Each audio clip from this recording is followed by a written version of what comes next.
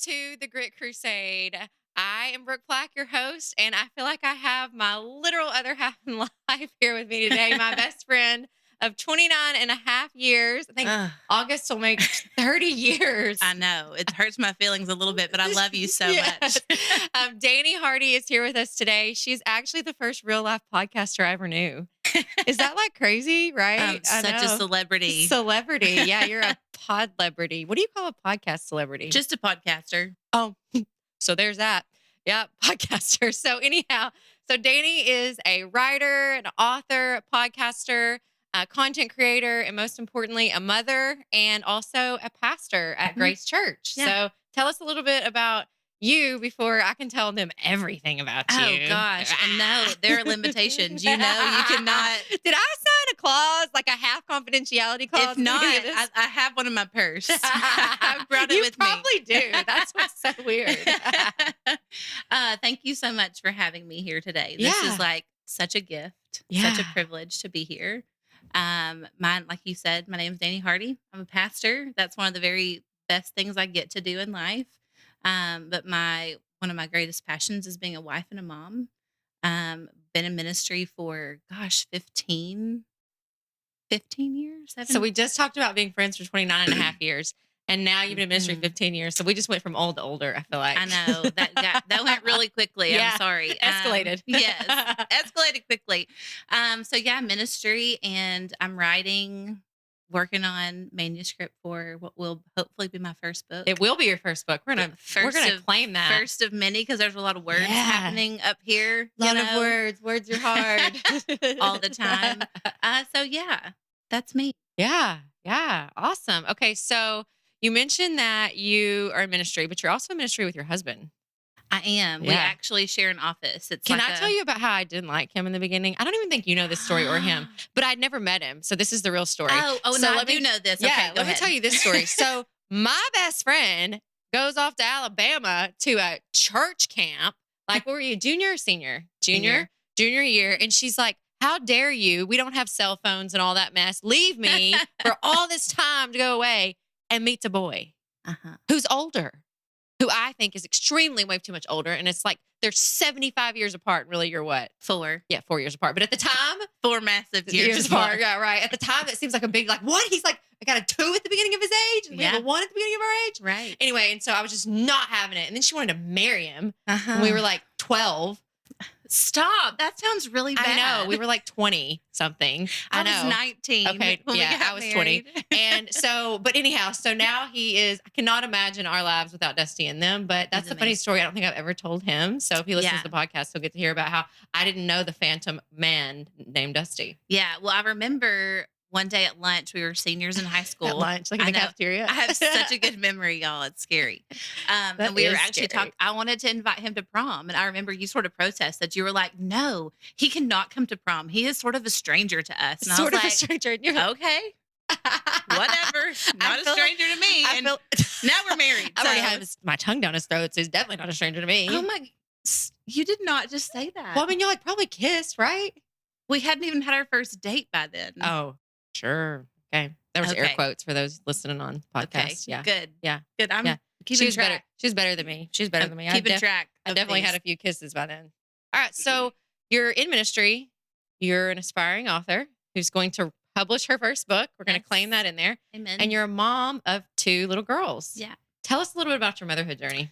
Oh, wow. That's a very loaded question. Yeah.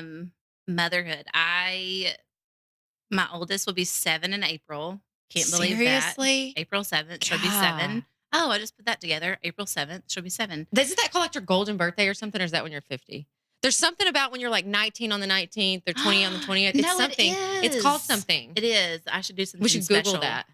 Special. Okay. Help me think of 7 on 7. Like 7. I feel like 7, that's a Bible number. Well, at 7, it means completeness. Yeah. Oh. It's like a number of perfection. Yeah. I mean, we do think she's kind of perfect. Okay. But. So back to motherhood journey. So it took my husband and I 11 years to have our first, and then 6 more, 5.5 more to have our second. Yeah. We've had a lot of loss and grief along the way. We've got 2 on the earth and 3 with the Lord, is what we say. And it's just been a miracle in the making. Man, I will tell you though, like, I've never personally struggled through infertility, but when you have your best friend, and you are my best friend, you feel like you've struggled along somebody that you love. Sure. And I was totally against it. Like, I was the one who was like, just stop trying, because I didn't want that, whatever that idea was, to take you away from me. And it's so hard being on the outside. And I know, I'm sure other people listening can relate, is when you love someone to the core, like we love each other, to see people hurting for things that they know they're being called to do, but everyone else doesn't always get it. Like, what was that like for you? Because I'm sure it wasn't just me. I'm sure it was your parents and other friends and stuff. Like, well, you already have one kid. Aren't you happy with that? Yeah, sure. Well, I mean, I think grief is hard for people. Man. No matter how much you've walked through it. Yeah. And grieving alongside someone you love is hard. Like, I remember a conversation you and I had back in 2020. We went, you took me away. To the yurts. Yeah, that was great. It was awesome. And we had a conversation then. And I remember you saying, we were sitting on, I think, like a tree stump. And you said, will you just wait a while? Because I want my best friend to be okay.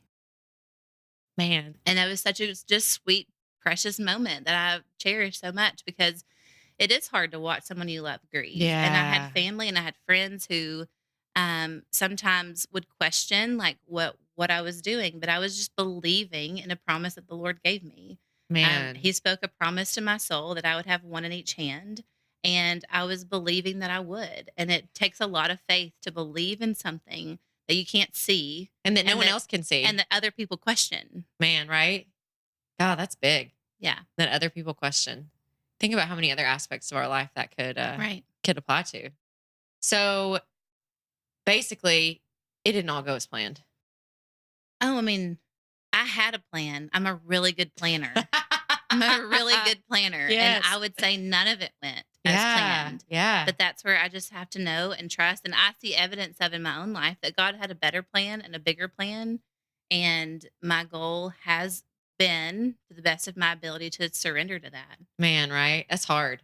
It's so much easier to talk about somebody else doing than actually do. Sure. Tell me about the girls' names, because I've been reading all this stuff online lately. Like, I'm not a huge news person, but for some reason lately I've been seeing these like random headlines. I'm sure it's that weird artificial intelligence stuff that like she likes weird stuff like kids' names. And so I've been seeing like all this hater stuff online, like so-and-so hates on mom on TikTok for naming kid after dog. So-and-so hates on mom for naming a kid after favorite Disney ride or like whatever. But when you guys chose names for the girls, first of all, let me just say this was rude, because they didn't want to tell anyone the names beforehand, but they knew the names and didn't want to tell anybody else.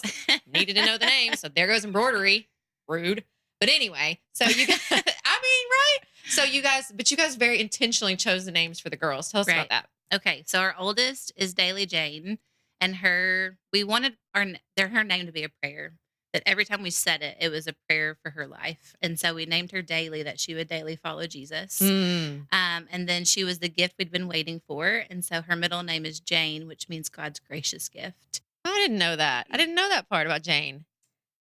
Gosh, she probably kept that a secret too. I didn't keep secrets.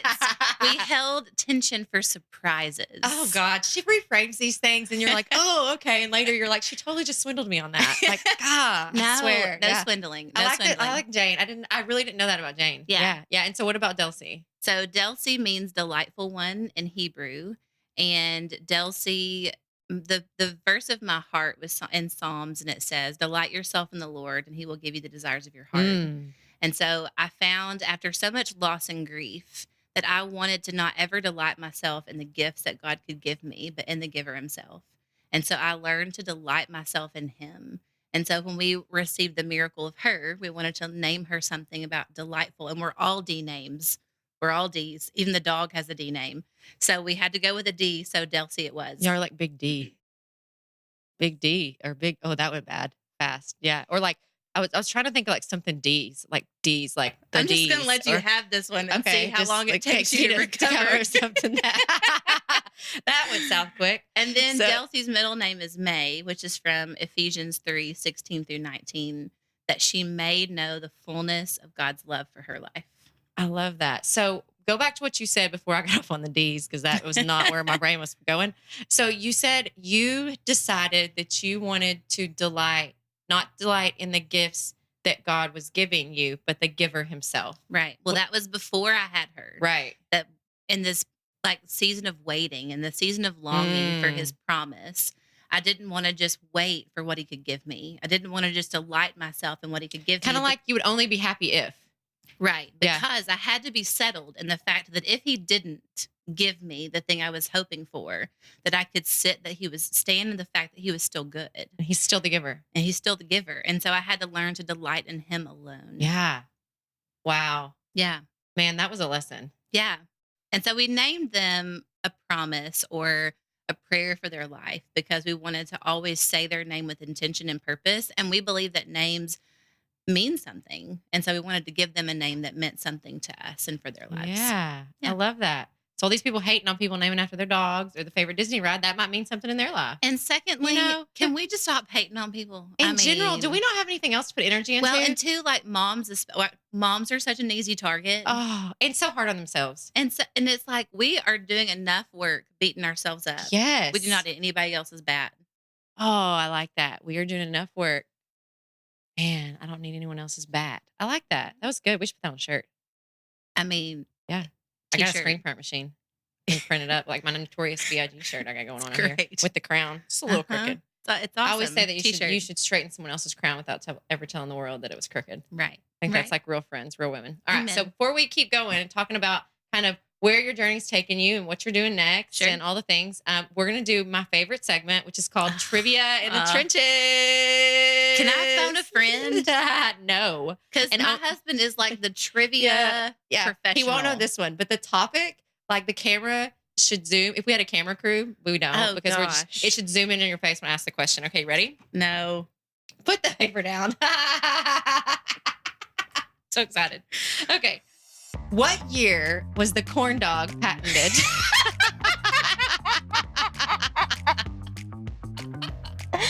Oh, that's perfect. Let me tell the story while she tries to come up with some ambiguous number that she's not going to get right. So Dani and I were left alone a bit as young teens. And we're usually at Dani's mom's house and she was working or something or whatever. And so we would every Friday night, we would eat corn dogs with mustard. And I don't know why. Like, I don't even know if we've ever eaten corn dogs since, if we were eating corn dogs before. But something happened about when we would get together. And I guess Miss Terry was buying them for us because we didn't have a car. Like, no. Yeah, it was, anyway. So I thought the corn dog trivia was just a natural fit. So, all right, so give it a guess. What year was the corn dog patented? 1972. Well, we were born right after that. So you don't think there was corn dogs before that? They seemed like an unhealthy thing. So I was trying to go like when food got bad. I told you I was bad at trivia. Okay, so I'll tell you. So in 1927. Shut your mouth. Right? All right. But there's actually a little controversy over it. That's what makes it interesting. So corn dog controversy? Yeah, get ready for this. Just in. Dun, dun, dun. You heard it here first. Stanley S. Jenkins had his invention, the corn dog, patented 1927. However, years later, people started crediting a man named Neil Fletcher for the same snack at the Texas State Fair in 1942. And similarly, a year before, Pronto Pups, who that is, claimed to invent the snack at the Minnesota State Fair. On top of that, Cozy Dog Drive-In, get ready, in Springfield, Illinois, also claimed to be the first to serve to customers with corn dogs on sticks. Nevertheless, Mr. Jenkins is still recognized as the original corn dog creator. Wow. Right? I would have sworn it was like Oscar Mayer or someone. Oh, yeah, that would be good. Like little wieners driving around. But then it would be, what if you had like a corn dog truck, like with the stick on the back? The stick on the back. It could be like the old CB radio antennas, and the stick could be like the antenna flapping in the wind. Oh, that was great. Yeah, I feel like if I was an artist, I could like make that art with like a. I wasn't sure if it was going to be about toilet paper. Oh, yeah. Yeah. Because there's also that story. You want to tell maybe that's a different. Tell the toilet paper story. This is good. Side note on trivia and side note after trivia. Well, one Friday night when we were at home at my house. 7th grade disclaimer. Right. We were. Yeah, we were young. Probably 7th grade. And had our corn dogs, I'm sure. We had corn dogs. And then some friends came over and rang the doorbell. And we go answer the door and they ask if we have any toilet paper to go roll a neighbor's house. And so we're like, yeah, sure. So we take these two boys, like, I don't know, 6 rolls. Sorry, Mom. 6 rolls. My mom was like a single mom, like, just doing what she can to make it. And we're apparently giving away our toilet paper. Now we realize that's a bad deal. Right? Yeah.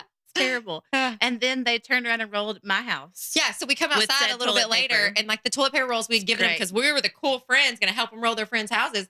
They rolled her house. And guess what? When you grow up with parents like ours, they're like, anybody rolls our house, you clean it up.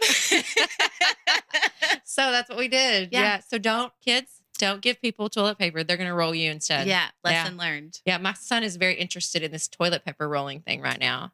Oh. Yeah. He saw something in one of his books. He reads the Pig the Pug series. Yeah. And he throws it on the Halloween one. He throws the toilet paper roll and eggs, actually. And I'm like, eggs will go to jail. You're going to prison. Arrested forever. Like, that's a bad deal. And he's like, I know. And he's like, why are they throwing toilet paper at things? I'm like, I don't know. It must have been dirty. Like, do not get any ideas. I don't want to get any calls from neighbors. Right. God, like, think about our kids at that age. Like, what are they going to be getting into? Oh, stop. Right? That's the thing of nightmares. Yeah. I'm not ready. Yeah. Elementary school is life right now. Yeah. This is enough. You know, daily bread. All I got's what I need for today. Man, I can't imagine what's up ahead. Let's not. And they get in the car together. Unfortunately, I'm pretty sure my son will be the instigator. So, yeah. Oh, between our two? Yeah. Oh, definitely he will be. Yeah. Daily, like, my mom say we're not. He's like, your mom won't find out. It's okay. Come on. Yes. Yeah. And then I'll just keep paddling him. He got a paddling this week. He was on yellow. Oh, I'm sorry. I know. No, being disruptive at nap time. Got a paddling 2 days before that too. I know, right? You were always a little disruptive at nap time too. Hey, I didn't even know you at nap time. Rude. But I did get a lot of paddlings growing up. So there's that. So, okay. So, back to kind of talking about your journey and all the things that you do. And, just we know that you're a communication pastor and you love that, but you have this calling to keep doing other things and reaching out in other ways. Okay. So what is it next? You want to write a book, but you've got some other things kind of in the works that you're thinking on and contemplating on. What is that looking like or coming to shape for you right now? Well, you touched on calling, and I would say that my greatest calling is from Scripture, to love God and to love people. And whether I'm doing that by delivering a word from the stage or delivering a meal to my family, like, that's my heart. And that will not change no matter what opportunities come my way. That will always be my heart. That's my greatest calling. What God assigns me to in different seasons, I'm open to, right? And so in this season, like you mentioned, I am assigned to be a pastor at Grace Church. I get to lead our women's ministry, and that's bringing great opportunities just for me to meet people and love on women who are in the trenches of real life, and who are carrying real burdens and experiencing great joy. And so getting to do that alongside them, and I'm getting to travel and speak and be engaged with people in that way. And that's incredibly exciting. And I know that God is evolving something there, but my calling will always be the same. What I'm assigned to will change, but what I'm called to will always be the same, to love Him and to love others. And so for me right now, like, I'm beginning, so over maternity leave and having a baby and all of that, I've just taken a pause from writing and podcasting and speaking and all of that. And God's continuing to release me from that pause and allowing me to step back into some of that speaking engagements and stuff more freely.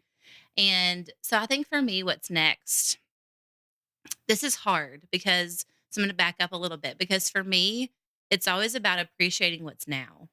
On the journey to what's next. Yeah. Because I think a lot of times that's a hard balance. It is. And I'm a very futuristic person. And so I can see, like I said earlier, I'm a planner. So I can see a year down the road, 3 years down the road, 5 years down the road, and what I anticipate or could perceive for my life. But we never know what a day holds. Man, right? We never know what a day holds. And so I just want to be free to be present, fully present in the now, in preparation for what's next. And so who knows what's next? That's my best answer, is who knows what's next. What my heart is dreaming about is writing. I'm dreaming about publishing a book. I'm dreaming about ways to partner with people, to consult and strategize for leadership purposes, to empower women. And I don't know what the practical steps to that look like just yet, but my hands are open and I'm trying to just stay postured in a way that's receptive to what God might offer me to come into Him with. Invite me into partner with Him in, and I don't know yet fully what that is, but I know what my calling is, and that will never change. My assignment will change, but my calling will always stay the same. I love that. So how did you say like your calling so confidently. Mm-hmm. But I imagine, and because I know you so well, it wasn't always like that. No. You weren't always so, this is what my calling is. And so for people listening that's going, wow, that's amazing that that's her calling. What's my calling? What advice do you have for them? Or how do you get to a point where you can be firmly rooted in, this is my calling? Sure. Well, um, I think for anyone who knows Jesus, our calling is all the same. How it manifests is different. Whether you're in a workplace, whether you're in, a stay-at-home mom, whether you are a school teacher, whether you are a coach, whatever you are, whatever avenue of life you're in, if you are a believer, then your calling is always that. Your Yeah. calling is to love the Lord your God with all your heart, soul, mind, and strength, to love your neighbor as yourself, and to go and make disciples. Those are always the things we're called to as Christians, as believers in Jesus. And then we're assigned to do that in different places and in different ways. With you and the business that you've created through Empire, and the way that you impact youth, and the way that your coaches do that. Y'all pray before you hit the mat. Right? And Yeah. so you're doing that through an assigned venue, an assigned placement. Mhm. And so I think for any of us, we have to look around and we have to be willing to see, where are all the pieces in my life lining up? What am I good at? What am I strong at? What does my personality drive me towards? And then we have to be willing to accept what we are good at, what we're not good at. Mhm. And then, right, like that's something else that we can talk about later. But being willing to see what we are and are not good at aligns us to do what he's called us to do in the places where we've been positioned. Yeah. So like you knew you were a stellar cheerleader, right? Like we all knew that. You knew that. Oh, thanks. You're welcome. Yeah. But you knew that. But God was positioning you to do that in a way that was also building his kingdom. Like, who would have thought, Right? right? Yeah. And so you have to look around, what am I good at? If you're good in business, or you're good with kids, or whatever it is. If you're going to be a chef for Jesus. Like if you love Jesus and he is your Lord, like do that. Yeah. Because our calling is the same. We just do it in different ways. And that's my heart. And I know you know that. Yeah. I love that. That's Yeah. good. Talk about what you're not good at. I tell my staff all the time, if I was hired as the infant teacher at our childcare facility, I would get fired because I think little babies are a lot. They are just a lot. Like they're cute. And like, I love seeing you happy holding your baby. But when they're like 4, I'm in. I'll take them and love it. I have to tell a story on you here because God. It's funny. Oh God, what did I do? So last year you came to the house and we were getting ready to go somewhere. And so Delcy was on her play mat and she needed to be changed. And so you went and got a diaper because that's what best friends do. Yeah. I'm just glad I offered. I was eating dinner. And so you went and got a diaper and changed Delcy. And then you were so sweetly going to re-swaddle her in order so Dusty could go put her to bed. I don't even know what I did. I'm scared. So like the swaddle goes around a baby's shoulders and like clasp here. Oh, You put what did I do? you put it around the top of her head. Well, we'll have to And I didn't have the heart to correct you, so I just lovingly received and accepted. And Dusty went in there and redid that whole thing. Well, so I'll have to admit that Justin was the swaddler in our house. And then I found those amazing Velcro swaddle blankets that are like swaddles on steroids. Where it's like, boom, boom, bam, can't even screw it up. And it doesn't even let you put it over their head. Right. It was amazing, though. It was like she was wrapped. Looked like baby Jesus. Like little baby Moses in his basket, it was great. But I appreciated it so much. Yeah.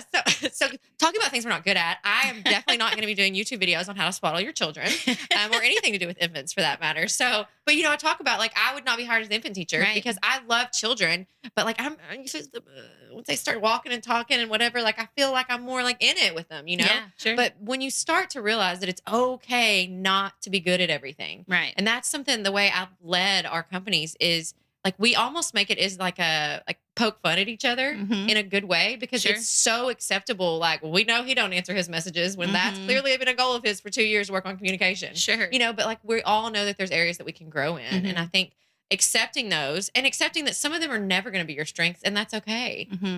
What are you not good at? Well, I would say my answer to this isn't really about the workplace. My answer to this is about life. So is that okay? Yeah, yeah. I mean, I was using the infant teacher because I'm really good at everything else. No, I'm kidding. I'm totally kidding. Yeah. Perfect. My answer is that I'm not very good at embracing my limits. So the thing you're talking about with like knowing what you're good at and knowing what you're not good at, I am learning how to free myself from the need to be good at everything. Hmm. Right? Yeah. Like, not good at every job because no one wants me, like, working at the bank because I love a good calculator. Like, mental math is my husband. I handle words.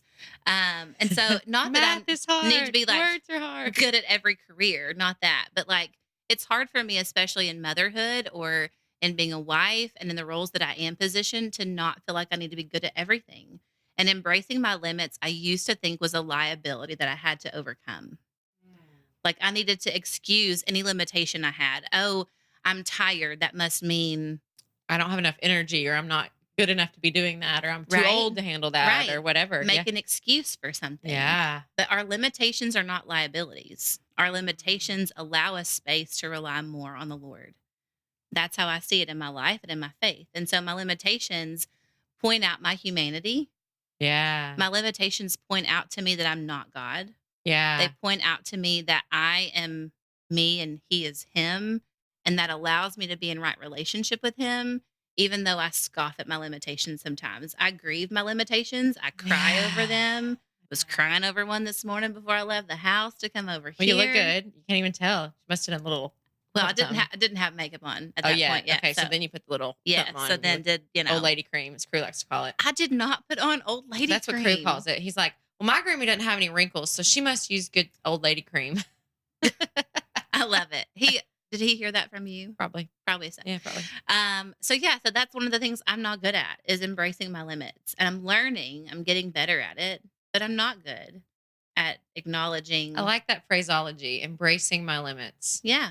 Yeah. I have to grieve them a lot because I like, and our daughter will say, she's like, I want to be like God because she doesn't like to have limits. She wants to be able to be all powerful and do anything. And like, she wants that.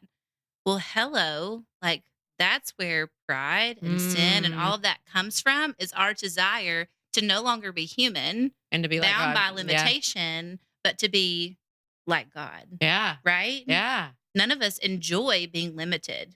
We would all enjoy more to have no limits. If we're really honest. Yeah. Like to not need sleep, to not need food, to just be able to go and run and gun and do all the time and accomplish everything we ever wanted to accomplish without limitation, without hesitation, without anything holding us back ever within or outside of ourselves. That's what we really want.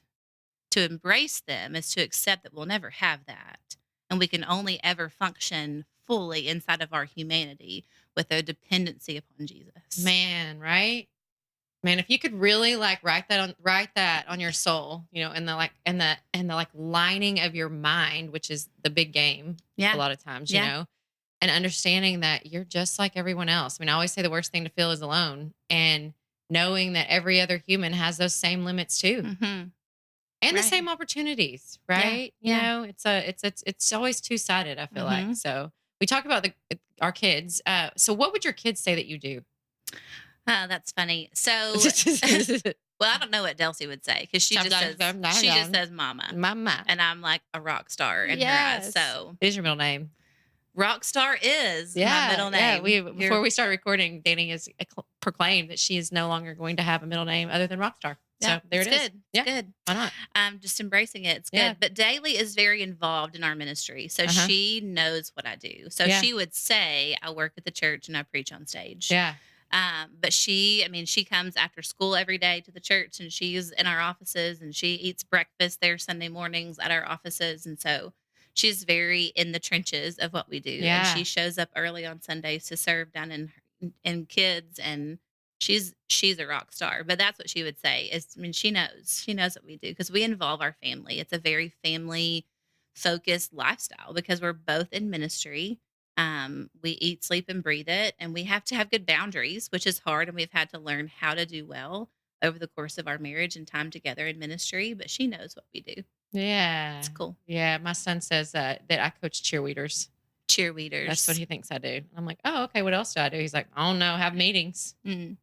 Oh, okay. Have meetings Yeah, and have coach meetings. cheerleaders. There it is. It's good. That's probably sums it up most of it. Isn't that Yeah, what right. you I do? mean, kind of a little bit. Those pixies do have my heart. So, Aw. so you guys have a very passionate professional life, which is Yeah. also bleeds into your personal life because Right. we're in the service business too. So when Yeah. you're in the service business, like it's part of who you are. It's Right. not like selling a product or a table. It's totally different. But what do you guys do for fun? Like, what do you do when you're not doing that? Oh man, we love our family. We love to spend time together. I mean, we love I guess it was last weekend. We put the kids to bed and then we just had a good at home date.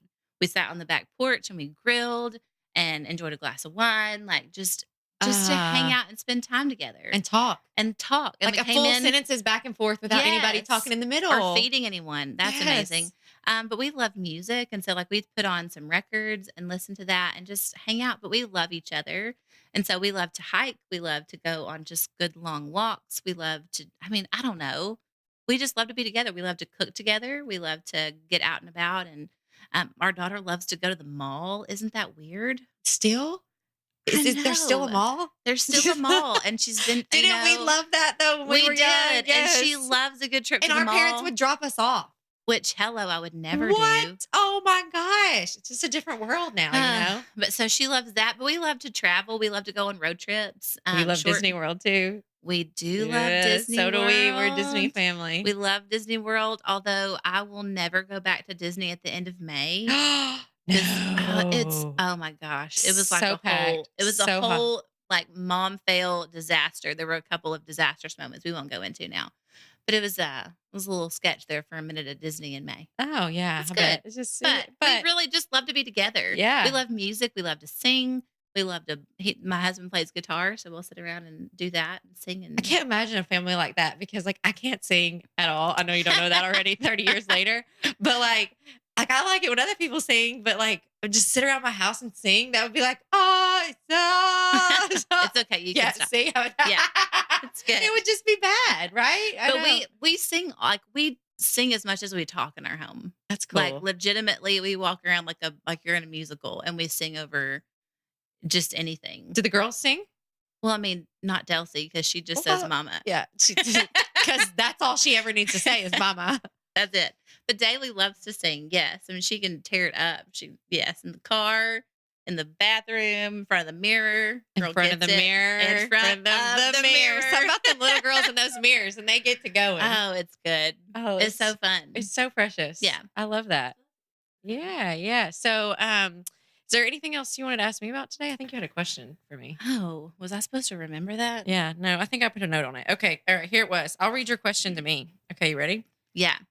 This is kind of rude, a little. I was like, Oh. seriously? Oh, yeah. Oh, you ready for it now?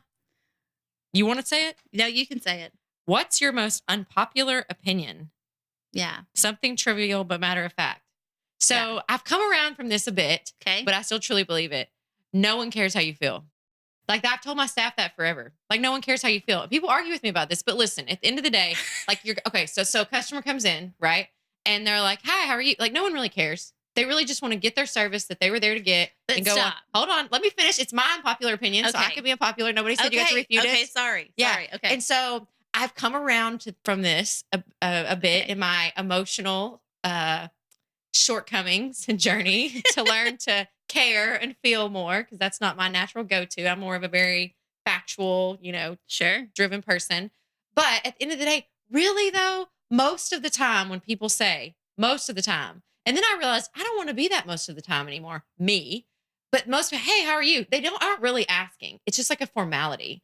But when you do cross people and they genuinely say how are you? And they look at you and they make eye contact with you, that's different. It's Sure. a totally different feeling. And so somewhere along the way, I realized I want to be that genuine person that's really asking because I really do care. But I still hold the belief that for the most part, people really don't care how you feel. But I think you should add in the caveat there that you should change out the word people to strangers or acquaintances. I don't know though. Stop it. Yeah, I don't know. Really? Yeah, really. But you live in a caring, loving, little world. Like that's your heart. And that's Me? yeah, like I know. and that's not me. And most people don't care.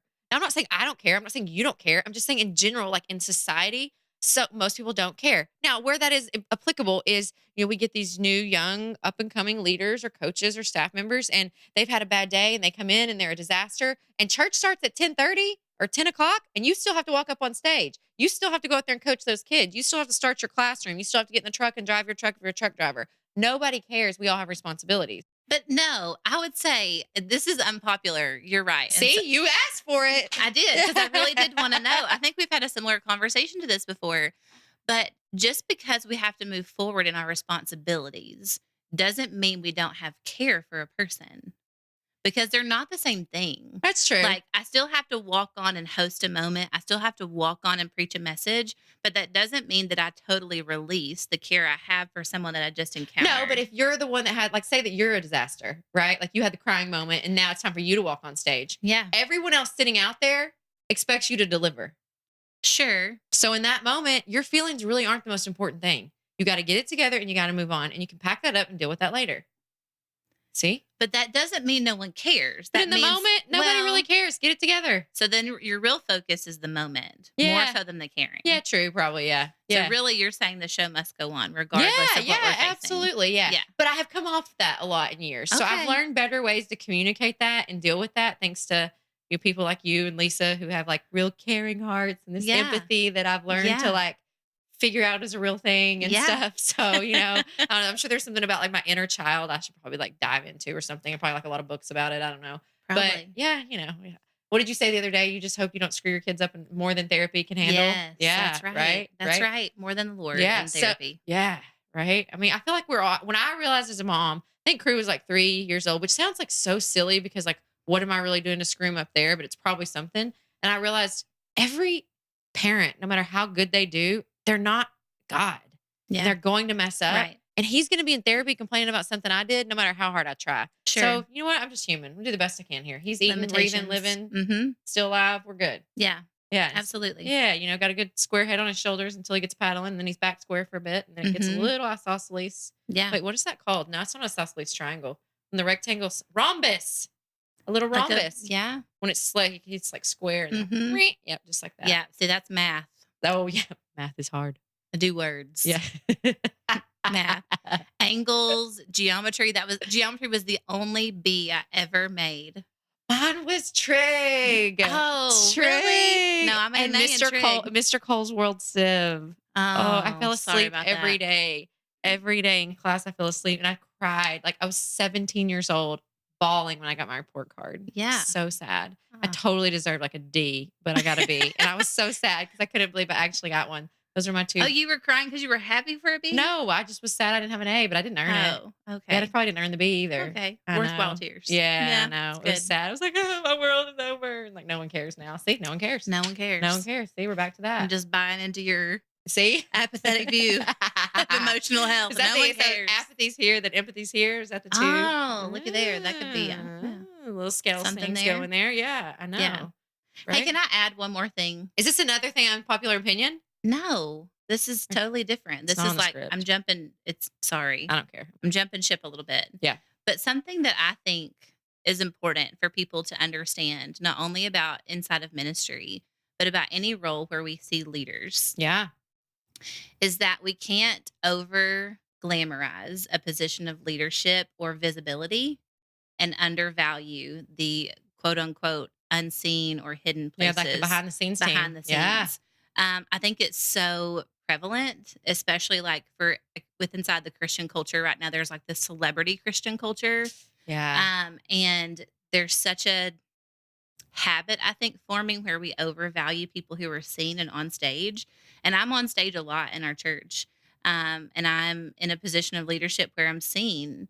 But if I do not handle the seen places with a ton of unseen moments before that, then I'm doing a disservice to the stage.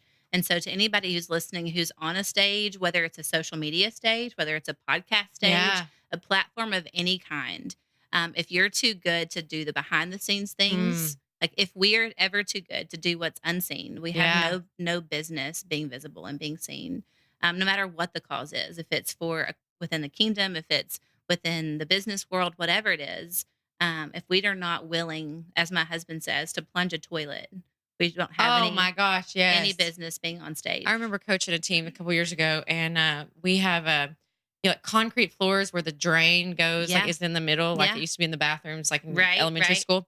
And we had a toilet overflowing. And so I happened to be, normally we have like 2 coaches on a team, but it was a team of 18 girls. And I happened to be the only one in that training area with the team. There just wasn't anyone else there. We have a toilet overflowing. So I'm there with the mop and I'm like counting 5, 6, 7, and like the practice got to go on. We got competition, we got to do it. And I'm mopping the floors. And one of the little girls comes over and goes, Miss Brooke, where's the janitor? And I was like, you're looking at her. You are looking at her. Right. We are never above picking up trash around here. And if you are, this is not your pasture. Right. You're going to find a new one. Right. Well, because any moment that's visible, if it has to have been preceded by unseen moments, planning, preparing, studying, whatever it is. And for me on a stage, a stage is a moment. It is a single moment in time, but it has been preceded by so many unseen moments with just me and the Lord and being on stage. And but so I feel like not knowing, if you don't, either have somebody break it down for you or have the conversation. You just don't think about what you don't know. Right. Right. And because we live in such a celebrity concentrated culture. And everyone wants to be a celebrity. Everyone wants to be a YouTuber or a TikToker or whatever. We overvalue, we glamorize the visibility, and we undervalue the seemingly unseen places. And that's not how the kingdom works for my purposes. Yeah, I like that. That's good stuff. The stuff behind the scenes is usually funner. Well, and there's also more like evidence of the good stuff happening.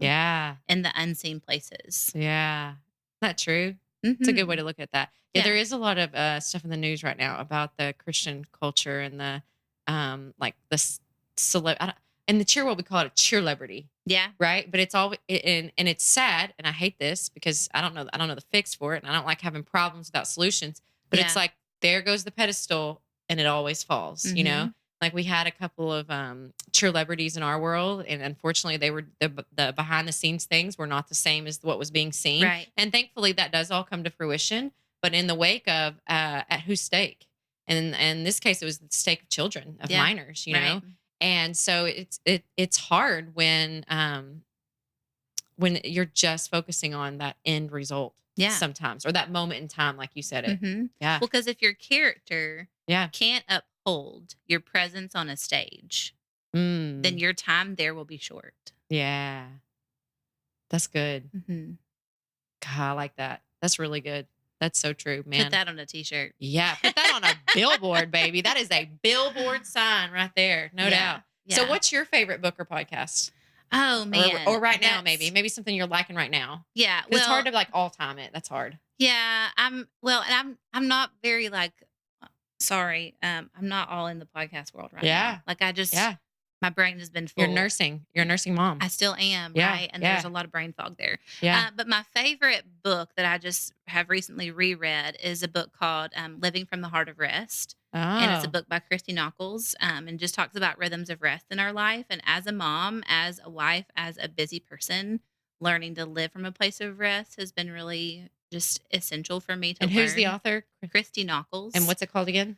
Learning to Live from a Heart of Rest. Yeah. And she also has a podcast called The Glorious and the Mundane, which talks about finding joy and the glory of God in all the simple and small things of life. That's cool. Yeah.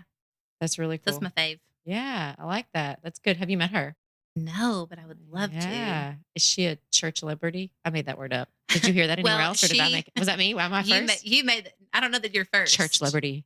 That was good. I like it. Good. Yeah. Okay. Hashtag. I love that. Yeah, but she's a Christian singer, songwriter. Oh, okay. Yeah. So you might cross paths with her one day. Sure. Because you're like famous. Oh, of course. Yes. From that rock star.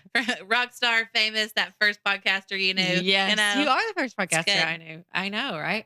So what is the hardest part of what you do in this whole journey of ministry and life? What's the hardest part? You talked earlier about boundaries and figuring out that boundary of staying home versus always being on.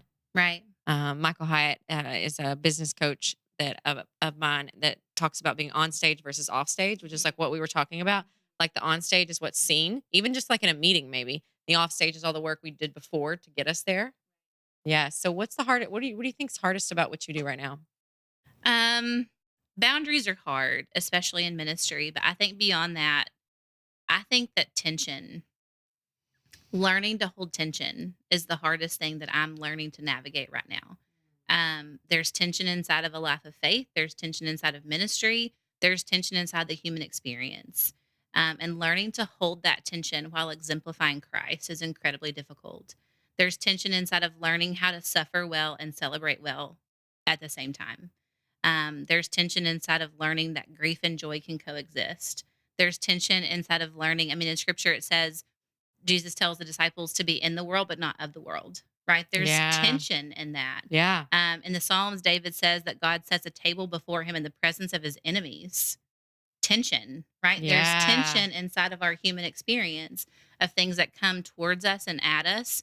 And for me, learning to embrace that, to hold that tension, to hold the tension for what is and what Hmm. is not yet. And that's about Man, what is anything and in what's not life, yet. Yeah, that's right? good. And so for me, that's one of the hardest things. And inside of ministry, that could look as simple as me wanting more freedom and life for someone's life than they even know how to want for themselves. That's Yeah. tension. You talked about whenever I was fortunate enough to attend an event you spoke at Mm. 3rd Street, I think, Yeah. Baptist Church in Yeah. Arkadelphia, Arkansas. And the theme of the conference was Take Courage. And you talked about, and it stuck with me, and I've shared this with like a dozen people by this point, Yeah. of a lot of the stress in our life comes from carrying people carrying people beyond the cross Right. into places that we don't belong. Right. Or I'm kind of Yeah. paraphrasing there. Right. But, we were designed to take people to the cross, Right. not beyond the cross. Right. And we can't do it for them. Right. And for me, that has been one of the hardest lessons I have had to learn in my adult life Yeah. is you can't fix people. Right. And I've ruined marriages, my own relationships, literally by trying to do what I thought was best. Like, who was I to be doing that? Right. You know? Absolutely. Yeah. And that's hard. And there's a ton of tension, and there's tension Yeah. for everyone we encounter. I mean, it's the thing you were saying earlier, like someone who's had a really bad day, but they still have to go on stage. They still Yeah. have to go coach that team. They still have to go into that meeting. They still have to go Mhm. do. Well, that's tension, right? Because we are existing from where we are, but also what we have to go do. What an assignment is we have to go do. Just like being in that class when you were a kid and falling asleep and getting the B or whatever, like that's tension. Yeah. It's everywhere. And so for us to learn how to hold that tension and to live through it, to navigate our way through it. And it's a tension that God knew. It's a tension that Jesus knew. It's a tension he was born into and that he lived through and that he Mhm. came to overcome. And so, but that for me is the hardest thing right now Yeah. is learning how to hold it and how to navigate it in a way that allows me to exemplify Jesus. Yeah. That's real. That's Yeah. humanity right there. Amen. So, what would you tell someone that is maybe wanting to go into ministry like you are, or just in loving and serving people? Like, where do they start? What do they need to know in the beginning? I'll go back to the roots of the conversation. I mean, it's love God, love people. That's the baseline. Yeah. If it's ever about anything but that, then we're off track. Yeah. It's always about that. And it's about I think it's also about loving the people who are right in front of you. Sometimes we want to love other people. We want to say, "Oh, I want those people to be my people. Those people look better than these people." Like if we're real, Hmm. that tribe or that group looks better than this group. Yeah. But who are we to say who we're called to love and not? And so to love the people who are right in front of you. And if you're in ministry, especially as a woman in ministry, because someone recently said a woman in ministry is like a unicorn, and that's not true. Like we are here, we are helping to co-labor to build the kingdom of God. God's building his church, but we get to partner with him, and women are here. And Mm. God values the voice of a woman. And so if you're a woman in ministry, You matter. you matter. And read the word. God values women. The longest conversation that Jesus had in the New Testament was with the Samaritan woman, the woman at the well. I've literally got chill bumps all over me. I just read Amen. that the other day. So Yeah. he took time to talk to her. It's the longest narrative in the New Testament. And it matters. And so if you're a woman in ministry, you matter. And God has, if God has called you and assigned you to be in ministry full time, do it. Go after it and pursue him. Don't ever pursue a position more than you're willing to pursue the person. That's good. That's really good. That was good. I feel like that was like a script. It wasn't. I know. That's just what you're right here. You're just rock star. Hashtag it. Hashtag rock star. Yeah. Awesome. Was there anything else you wanted me to ask you about? I mean, we have limitations on what you're allowed to ask me about because you know my whole life story. Let me tell you something about this girl. Oh, hey, something else I just thought about. This is the tension thing. And here it just popped back into my brain because mom brain fog. But there's tension inside of facing, like I just said this because you know my whole life story, right? Like you know me through and through. Yeah. You know every good, every bad, right? That I've ever walked through. But yet you can come and sit at a conference where I'm speaking and you can trust the word of God coming out of my mouth, knowing in full the sinfulness that I've walked through in my life. Yeah. And so for somebody entering ministry or somebody just navigating the tension of life, especially the life inside of a Christian faith, being one does not mean you're not the other. It's both, right? So I am both a person who has a past, a person who has a past full of sin that you are fully aware of, right? Mm-hmm. You're one of the few people who know my full story. Yeah. And you know it in full, but it doesn't discount the fact that I'm also becoming the saint that God says that I am. Yeah. Right? And so that's like another piece of that tension. And I say that because you're like, what else you want to talk about? I'm like, oh gosh, there are so many things, right? Yeah. You know everything about me and you love me still. And that's one of the greatest gifts you've ever afforded me as a friend. Made me cry. I have been blessed to be on the sidelines of your wonderful journey. Amen. You are a unicorn, but not in a church. Apparently, don't say that in life though. To find friends and find friendship like ours, it just doesn't happen like that. That's you know, right. I think that showing up for people and just being real. Yeah, I think that's why we've been friends for so long. Is we've just always been real and accepting with each other wherever we were. And sometimes, man, that was bad. Yeah. And sometimes it was hard and sometimes it was easy and it was, it's been a journey. It has, but I know without fail, because of the gift that you are in my life, that you've seen every good and bad thing about me. And I know that there's nothing I can say or do that would ever scare you away from me. And vice versa. Yeah. And so there's so much comfort and hope inside of that. Man, that's my prayer for everyone that they have that in their life. Right. Because you can't be too bad for God. No. Or too bad for the people that really love you. Right. Yeah. Amen. Yeah. That's good. That's really good. Yeah. So, all right, my last question I asked all and the then I'll guests. stop adding things. Yes. I asked her if she had a question, but then she just talks. And so it just happens in our life. And then she talks and talks and talks and talks. And then we learn all of these things. So, because she's a very blessing to my life. And I feverishly take notes when she speaks. And then I cry. I just cry. She can go on stage and go, hi, my name's Dani. And I cry. And I'm like, oh, I should have worn my waterproof mascara and like all these things. So, but what is one thing that you've always wanted to do, but you've never done? Oh, okay. This is my favorite question because it's like, I'm a little quirky and people don't always know that about me. Like, you know that about me, like corn dogs on a Friday night. Like, you know, I'm giving away toilet paper to be rolled. Right. I'm a little quirky. Yeah. Okay. So I have a whole list of things. Okay. I'm going to share a couple. This was not hard for me because I'm a dreamer and I love to imagine. Okay, so one of mine, and these are not things I think I will probably ever do, but they're why fun not do it? Well, no, listen, just wait and listen to them. So I really want to. I'm gonna giggle because it's funny. I want to sing on stage at the Grand Ole Opry. Yeah, do it. Isn't that fun? Okay, I'll be there. I'll cheer you on. I also want to meet Trisha Yearwood, which I've never done. Ooh, would love to do. She was like my favorite growing up. Yeah. I also want to give an acceptance speech for an award because I have been practicing an acceptance speech from my fireplace since I was like 7. So any award? I mean, sure. Yeah. Are you gonna give me one? Yeah. I got a bug. So it's extremely heavy. Today, I would like to present to you the first ever Grit Crusade Participant Award. Oh, thank you so much. Okay, where's the sheet? Oh, I wasn't prepared. Ladies and gentlemen, boys and girls. Are they going to play music if I go too long?